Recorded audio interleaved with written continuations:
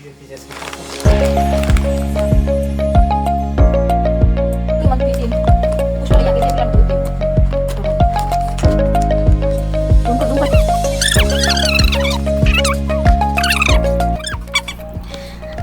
আলাইকুম গাইস, কি অবস্থা আপনাদের? কেমন আছেন? অনেকদিন পরে আবারও অনেকগুলো ভিডিও একসাথে এডিট করে ভালো আপনাদের সাথে শেয়ার করি। তো যাই হোক, চলেন দেরি না করে আজকের প্রথম ভিডিওটা আপনাদের সাথে শেয়ার করি। একমাত্র আমি মনে হয় এখন পর্যন্ত যে কিনা এই ভিডিওটা ট্রাই করিনি।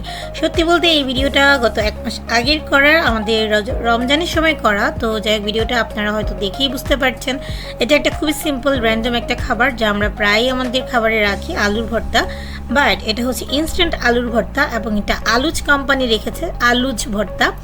সো যাই হোক, দেখি 135 টাকার এই আলুর ভর্তাটা ঠিক কতটা ইফেক্টিভ হয় আমাদের জন্য। তো এখানে কিন্তু পুরো সিস্টেমটা এবং ইনগ্রেডিয়েন্টস সব কিছু বলে দেওয়া আছে। এটা কোন মেথডে বানাবেন, কি করবেন, সবটাই ডিটেলস দেওয়া আছে। আমি ফার্স্টে হচ্ছে কাটিং করে নিলাম অ্যান্ড শেয়ার করি চলেন আপনাদের সাথে যে ভেতরে কী দেওয়া আছে। ওয়ান থিং আপনাদের না বললেই নয়, সেটা হচ্ছে এইটার যে ফ্রাইড অনিয়নটা বা ভাজা পেঁয়াজটা রয়েছে, এটা কিন্তু খেতে দুর্দান্ত লাগে। আর দ্বিতীয় যে জিনিসটা আমার সব থেকে বেশি ভালো লেগেছে সেটা হচ্ছে এখানে ফ্রাইড চিলিটা।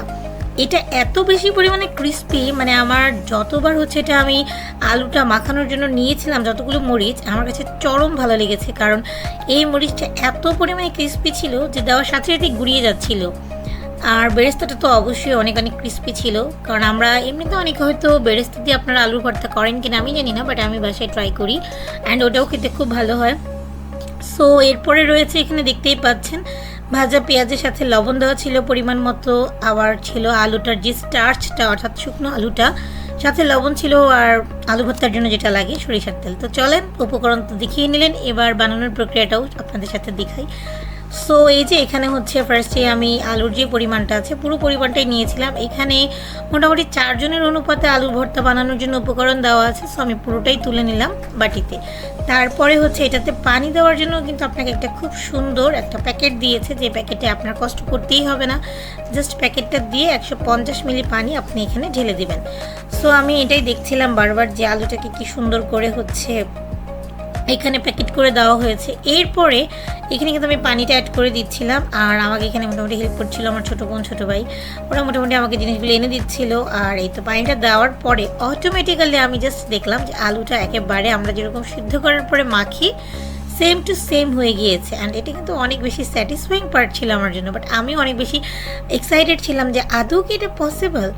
তো যাই হোক, আসলেই পসিবল এবং একটু এদিক সেদিক হয় না। পানির পরিমাণটা খুবই সুন্দর ছিল, আর খেতে ঠিক কেমন লাগছিল বা লেগেছে সেটা কিন্তু পরে আমি ডিসক্রাইব করবো আপনাদের সাথে। এবার চলুন এখানে দিয়ে দিই ভাজা বেরেস্তাগুলো। এইটা যে কী পরিমাণের মজা দেখুন, আমি এবং আম্মু দুজনেই কিন্তু নিয়ে অলরেডি খাওয়া স্টার্ট করে দিচ্ছিলাম। মানে এটা অনেক সুন্দর একটা ফ্রেগরেন্স আসতেছিল, আবার হচ্ছে এটা খেতেও মজা লাগছিল। তারপরে এখানে দিয়ে দিলাম লবণ, আর মানে খুবই সিম্পল রেসিপি, বাট এটা অনেক বেশি স্যাটিসফাইং একটা পার্ট ছিল। আর এই তো এখন হচ্ছে শুকনো মরিচটা দিয়ে দিব। সো দেখতেই পাচ্ছেন শুকনো মরিচটা দিয়ে দিচ্ছি। আমি এখানে ঝালের পরিমাণটা আসলে বুঝতে পারছিলাম না, কারণ মরিচগুলো তো এক একটা মরিচ এক এক রকমের ঝাল দেয়। সো এটা কেমন দিবে কি আসে এই বিষয়ে। আর অপর দিক থেকে আমার ভাই হচ্ছে এখানে তেলটা ঢেলে একসাথে দিচ্ছিল যাতে আমি খুব দ্রুত এটা মেখে ফেলতে পারি, কারণ আমরা এটা ইফতারির পরে ট্রাই করেছিলাম and আমরা খুবই এক্সাইটেড ছিলাম এই ভর্তাটা দিয়ে ভাত খাওয়ার জন্য রাতের বেলা। আপনাদের সাথে ভিডিওটা শেয়ার করা হয়নি অবশ্য, আমার ফোনে ছিল, বাট রোজা ঈদ ইত্যাদি নানান কারণে ব্যস্ততার জন্য ভিডিওটা শেয়ারই করতে পারিনি। সো যাই হোক, আজকে আপনাদের সাথে শেয়ারও করে দিচ্ছি। আর এখানে দেখতেই পাচ্ছেন একদম সিম্পল প্রসেসে চলে এসেছি আমরা, এবং এটা আমরা বাসায় এইভাবে আলু ভর্তাটা বানাই, ঠিক সেই প্রসেসে এখন জাস্ট এটাকে মাখবো।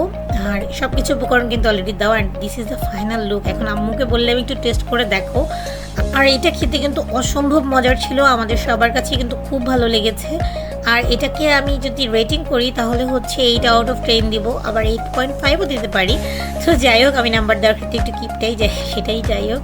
তা আপনারা হচ্ছে কারা কারা এটা ট্রাই করেছেন অবশ্যই কমেন্ট করে জানাবেন আপনাদের কেমন লেগেছে। আর যারা যারা ট্রাই করেননি, করবেন ভাবছেন জলদি করে ফেলুন, কারণ এটা আই থিঙ্ক আপনারা হতাশ হবেন না, খাবারটা আসলেই খুব মজা।